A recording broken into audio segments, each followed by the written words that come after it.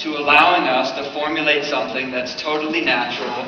It's not going to be a cheap product to create, and it's also going to be rooted in this, foundational science of Ayurvedic medicine. And he said, that sounds great. And I'm not going to go too much into the ingredients. I'm going to let Dr. Suhas do that. Actually, what I decided today is I'm going to talk about the why. Why did we decide to do a weight management product? Suhas is going to talk about the what, what's actually in it, and Dr. Tom's going to talk about the how. Because, of course, as you probably could guess, we would never just create a product. We have an entire program, a lifestyle program that's going to go with it. So, go to my first slide, please. Typically, I'm not one to do a lot of statistics, but I couldn't help but do a few of these today. The average U.S. adult weighs 24 more pounds today than in the early 1960s. Now, if you think about that, that's an average statistic. That's also babies. That's all of people combined. 24 more pounds. There are over 1 billion overweight adults in the world today. And whenever I see statistics, sometimes it's easy, like we always hear statistics in the news every day. But it's good. Think about this. These are individuals who are struggling with excess weight every single day. 1 billion people around the world. 300 million of these are considered obese. There's 60 million overweight people today in the United States. 40 million of these are obese. And then, of course, there's very similar trends in the neighboring countries, Mexico and Canada. Next slide, please. 1 in 3 American adults and 1 in 5 children is now overweight. That's amazing when you think 1 in 5 children. Between 1998 and 2006, obesity rates have increased 37%, along with, of course, associated diseases of diabetes and cardiovascular.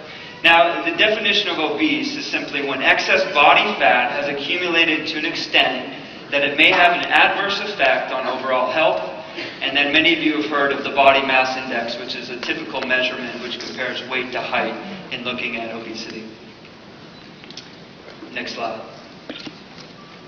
Obesity is closely associated with several other disease conditions: heart disease, type 2 diabetes, hypertension, cancer, osteoarthritis, gastrointestinal reflux, and sleep apnea. And then the Western medical model, it's usually simply traced to genetic predisposition, excess calories in the diet, a lack of physical exercise, and then sometimes more particular lifestyle and medical factors. And Ayurveda acknowledges each of those factors also, but it also acknowledges that there's always a mental, an emotional, and a spiritual or energetic component to any disease process. And this really is a major differentiating factor. We're not just going to talk about calories. We're going to talk about this whole component of integrative health and holistic. And, we all know the next one, the food choices today, the refined white sugars, carbohydrates, the lack fiber, unhealthy fats and trans fats. This is a huge one. We often talk to patients in our clinics. If you're going to make a dietary change, one of the most important things to start with is bringing a very healthy, high-quality, cold-pressed oil into your cooking.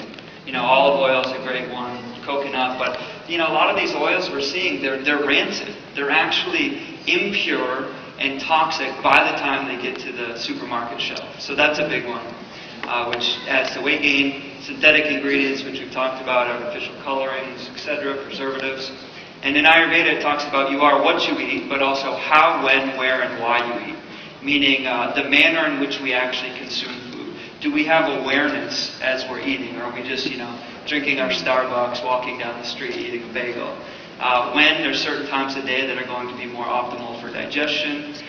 Where, again, is this mindfulness of eating, and why. Are we eating out of habit? Is it a craving? Are we really hungry? Next slide, please.